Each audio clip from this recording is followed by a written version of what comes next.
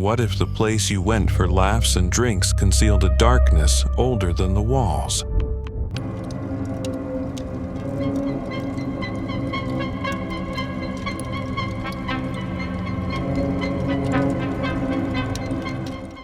The Wheatsheaf Inn, a charming pub with wooden beams, warm lighting, and centuries of mysteries buried deep within its bones, is tucked away in the center of a small English village.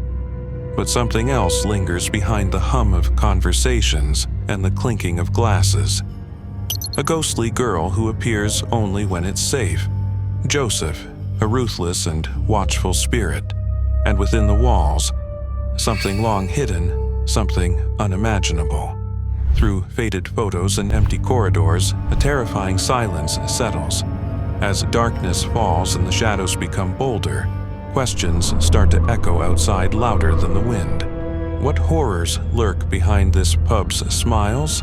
What screams have been swallowed by its silence? This isn't merely a haunting.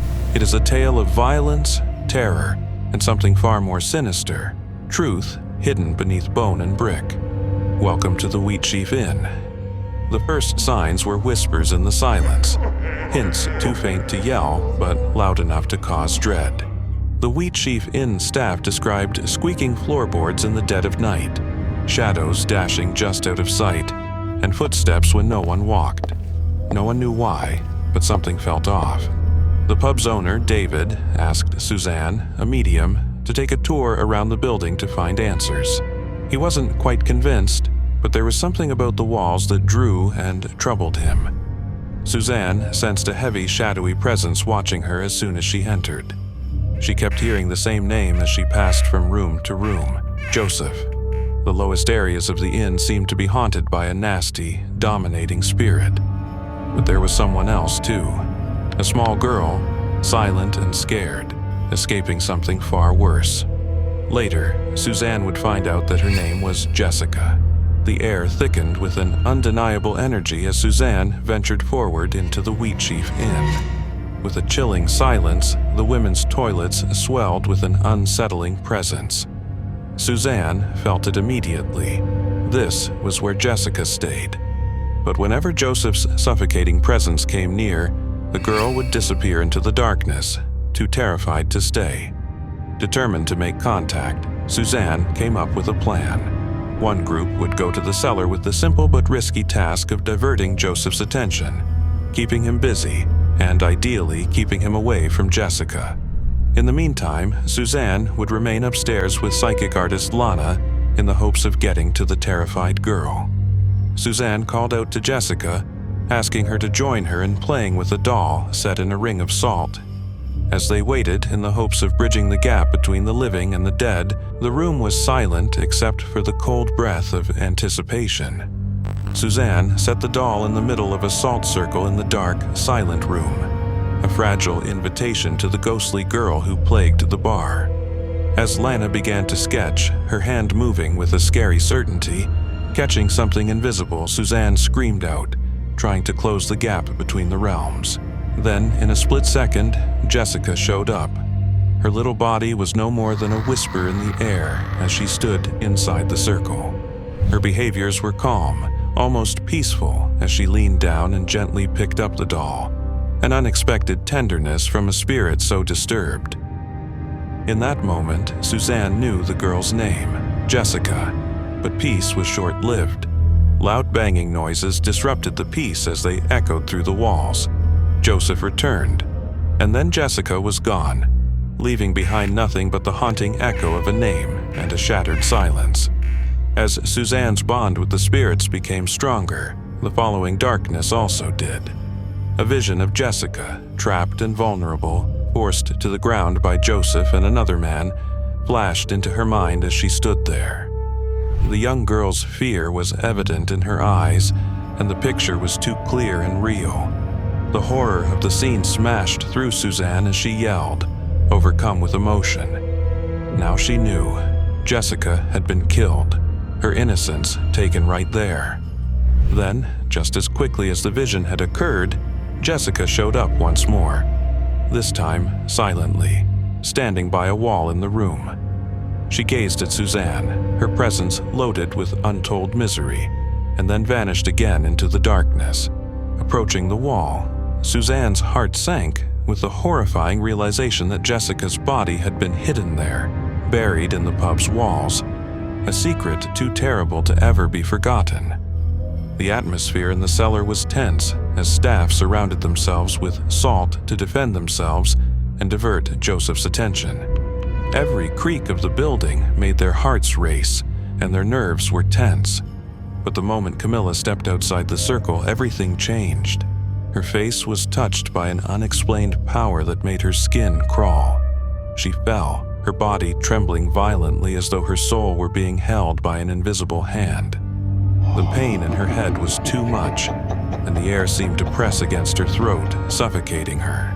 She felt as though something evil was choking her to death.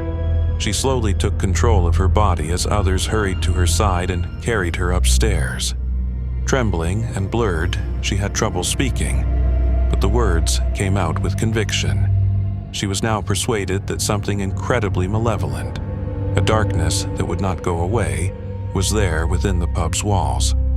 Lana took out the tape recorder, which had been capturing the weird, inexplicable happenings of the evening. Breathing in anticipation, the group gathered around and played back the recording. The recording squeaked with static, but then, clearly, a man's voice emerged from the noise.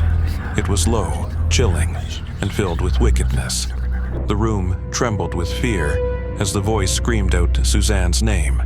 "I'm coming for you," it cursed, a threat that seemed to reach deep into her very soul. Even though she was terrified, Suzanne maintained her composure. She was terrified, but she kept it to herself, as if expressing fear would appease the spirit, but her heart thumped wildly inside. The voice on the recording wasn't anyone present in the room. It was Joseph, the chilling presence that had haunted them all night. The tension was only increased by this confirmation of his sinister plans, and Suzanne's resolve to face him intensified, despite her own terror nearly taking over. As Camilla, motivated by an unwavering desire to learn the truth, started tearing down the wall where Jessica had been spotted, the sense of urgency increased. At first, David hesitated, refusing to allow such damage to his pub, but his objections were drowned out by the growing realization that something horrible was concealed behind the wall, and soon others joined in. With every blow of the hammer, the wall gave way, exposing a brick structure that looked older than the building itself. They discovered a hidden fireplace beneath the plasterboard, its dark past long since forgotten. The air became overwhelming as a clump of long brown hair emerged from the crumbling concrete, a chilling sign of what was to come. The next discovery was a human bone that had once been thought to be a harmless stone fragment. The thought struck like a blast of cold air. Jessica's remains were probably burned in the fireplace. A silent dread settled over the group. They had discovered what they had feared most. Proof that the young girl had died tragically in this exact pub, her soul still troubled. A horrific scream broke the silence. Jessica's voice, frantic and terrified, begging for help. With their hearts racing, the group hurried to the bar area, only to see it hauntingly deserted.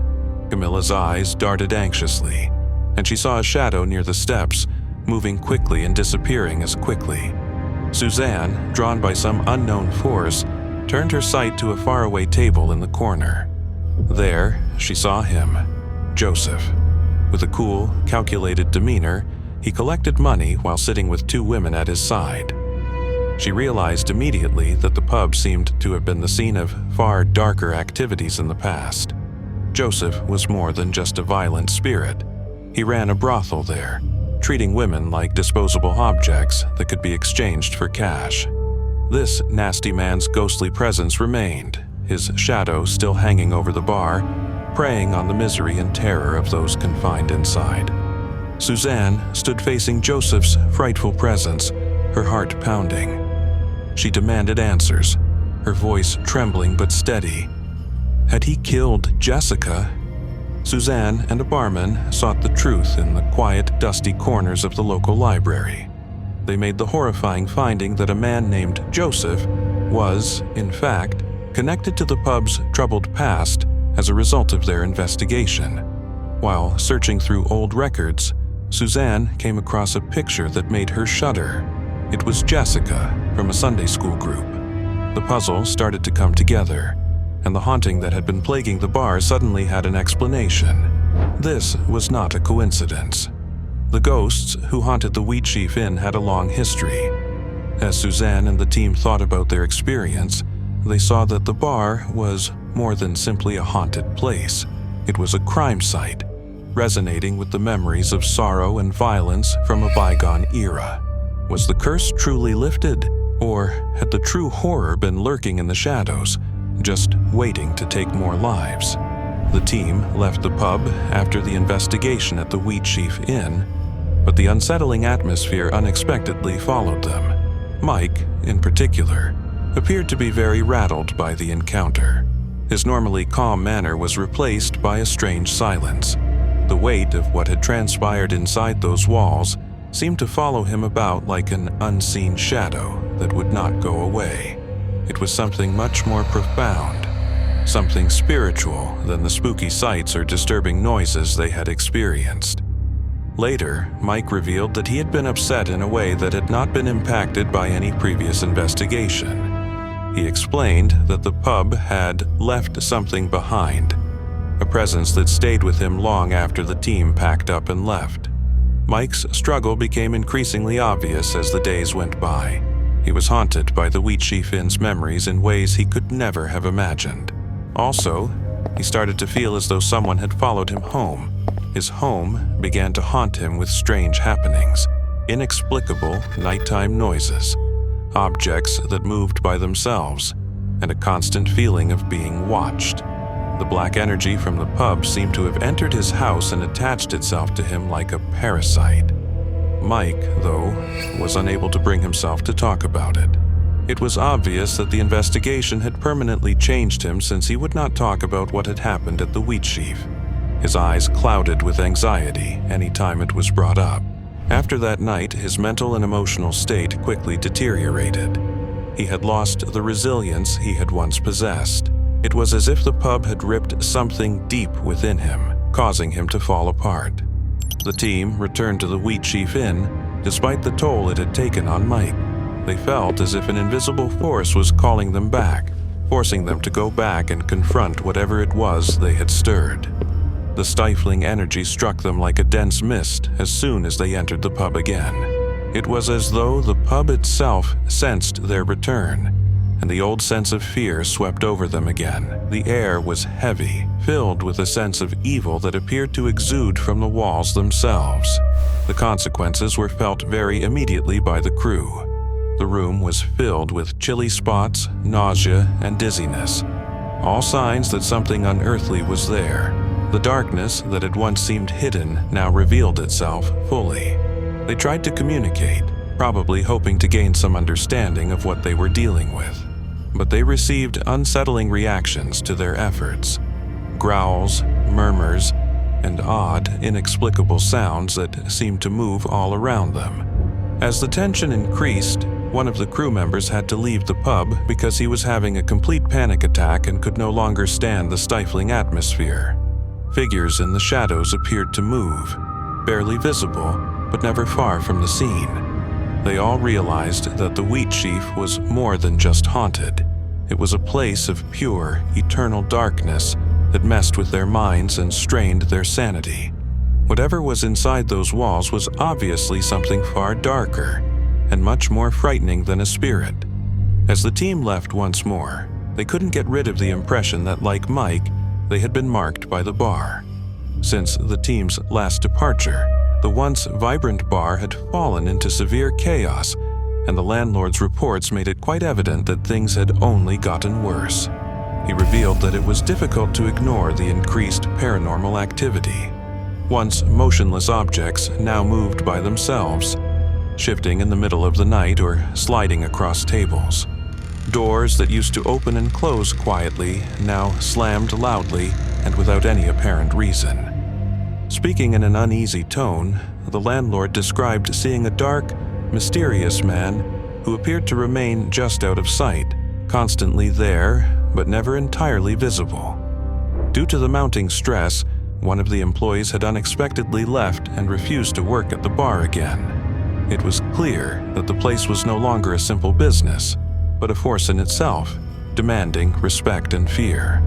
Also, the landlord disclosed that he had started to have unsettling dreams, strong, terrible nightmares that often left him motionless in his sleep, unable to move or wake up.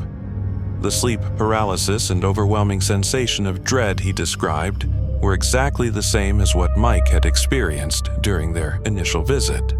During the landlord's narrative, he related a local legend, a historical account that strangely mirrored the team's own experience. According to the mythology, there was a presence in the region before the bar even existed, something connected to the land itself. Rumors circulated that the land was cursed and possessed an energy that was much older than anyone had thought. Constructed on this property, the pub may have served as a gateway, a doorway connecting the living with something more sinister and historic. According to the landlord, the team's investigation might have awakened a latent element that had been waiting for the ideal opportunity to surface. They hadn't simply agitated spirits, they had let loose something far more sinister, a force that had been lying in wait for centuries. As the group reflected on these revelations, the lingering effects of their encounter became clear. Mike was in terrible shape, his mental and emotional health continuing to decline. He eventually left the field of paranormal investigation completely because he couldn't handle the consequences of what he had gone through. A warning was issued to anyone who might try to find the truth behind the Wheatsheaf Inn. It wasn't just haunted. The pub had a way of hurting anybody who went in, leaving them with permanent wounds. It was more than just a ghost story. It was a location that seemed to corrode and distort the spirit and mind. The investigation did not have any dramatic conclusions or a triumphant ending. Rather, the feeling of dread persisted, oppressive and cruel, like a fog that refused to go away. The gloomy atmosphere of the Wheatsheaf Inn remained unchanged, waiting for the next unsuspecting person to fall into its clutches. That was all for today. Do not forget to like and subscribe to the Suspense Room to unlock more stories.